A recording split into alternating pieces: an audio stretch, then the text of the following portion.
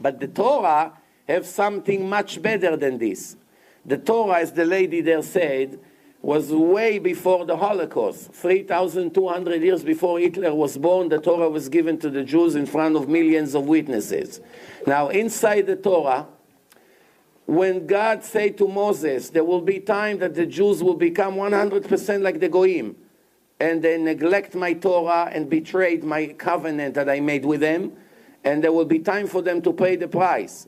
And that's what I'm going to do to them in the place that they say God is not here. And right there, inside that page that's speaking about the tragedies, all the words that connects to the Holocaust that happened in Germany are hidden in equal mathematical skip, Hitler, Eichmann, Rudolf Hess, the Holocaust, the final solution, the Holocaust, HaShoah, appears in equal skip of 49 letters inside that page, which means this is the conclusion of what I told you, and it's all brief. I have a much longer explanation about it, but obviously I cannot dedicate the whole lecture for this question.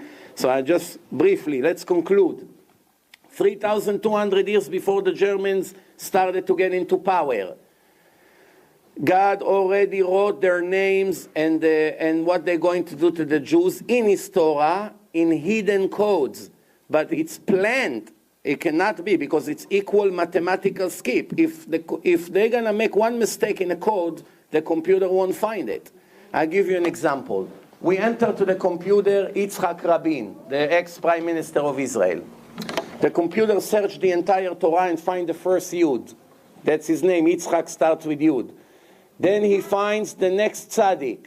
If the next tzaddik is three letters later, from the tzaddik is going to come to he will try to find the chet in 3 letters after. If he doesn't find the chet, it goes back to Yud, and it counts 4. 4, 4, 4. If it doesn't go, it counts 5, 5, 5. It doesn't go, it goes back to Yud. So the computer search in less than a second what you and I will take us 1,000 years.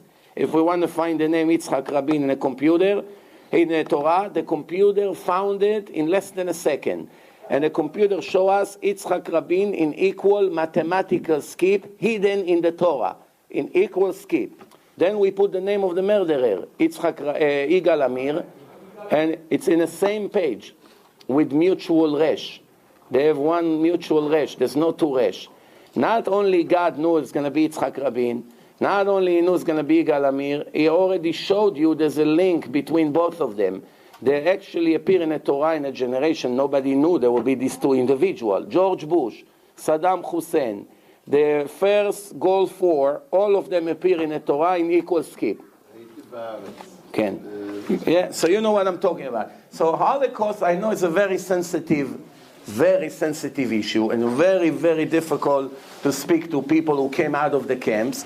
But I promise you, that just that there are many people who came out of the Holocaust and they're anti-religion, there are just as many people that became much stronger in their religion, and I know many of them. And let me explain to you something. You know, many people say that through their suffering in the camps, 8 or 9 times, they got saved in unbelievable ways. The ones who were supposed to get saved, God saved them. He has his reasons we don't understand. The ones who are not supposed to get saved are not saved. But one thing I want to tell you, life is not the 70 years that we walk and eat here. That's one very common mistake among people.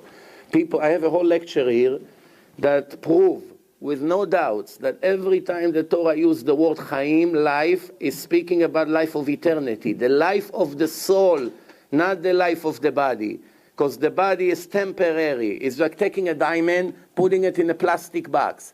The diamond worth $1 million, the box is only $1. Nobody really cares about the box.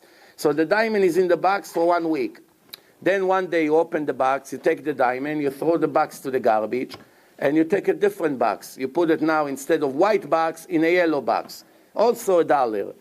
This is exactly how the soul transfers from one body to another. And everyone who died because he's a Jew and went through a period of suffering before he died, such as hospital, surgery, cancer, Nazis, Arabs, etc. This is, I know it's hard to believe and understand, but it's 100% can be proven. It's the best thing that can happen to a person. Why? because he suffered 2-3 years, and he cleans his soul from all the sins of 60, 70 years. And he go express to heaven and doesn't have to go to a place that I don't want to even mention. And that's, every one of us feel bad for him. In reality, he's the one who in the end would laugh at us. Because he paid for what he owes God here, and he got clean. And we do not know what's going to happen with us. Good thing. Maybe it should happen again. No, okay, now listen.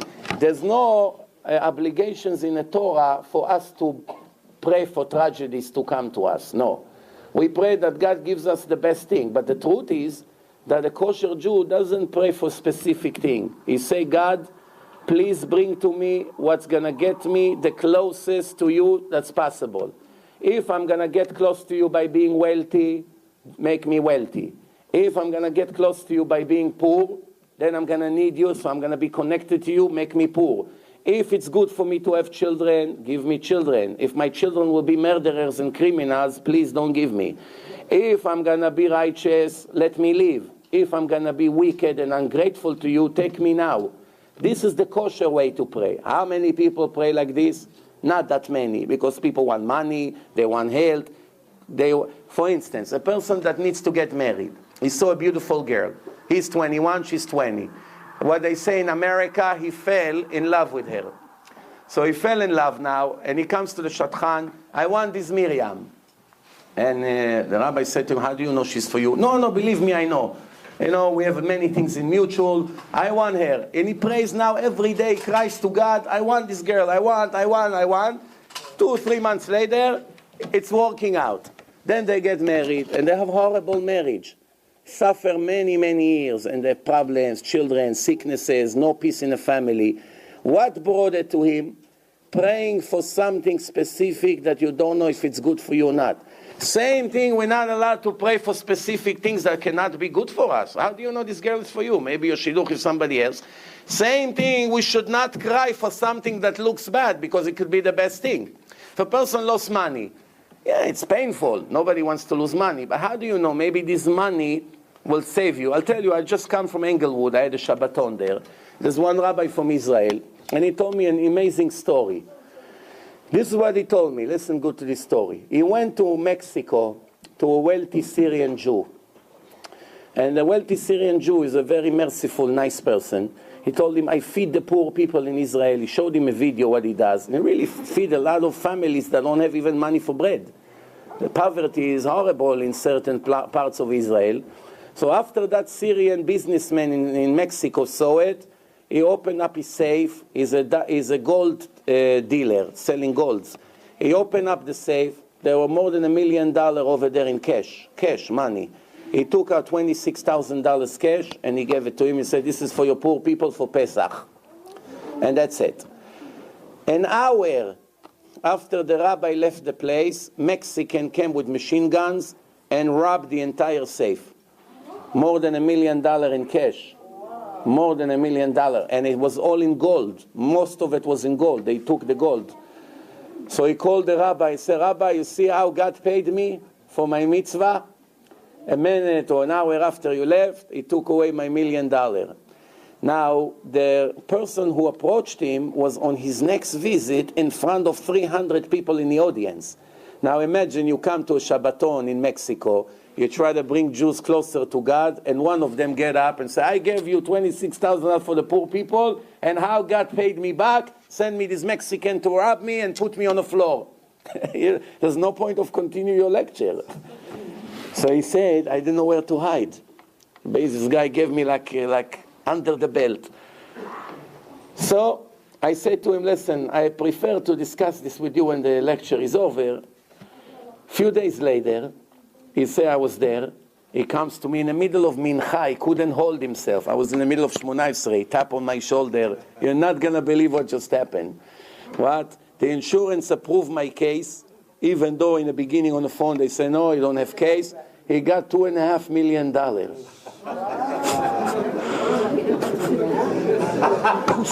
You understand? Why you cry for the million if it's a plan of God to give you 2.5 times? It's the best deal he ever made, this robbery. You understand? So why are we crying for something we don't know if it's good or bad? We don't know.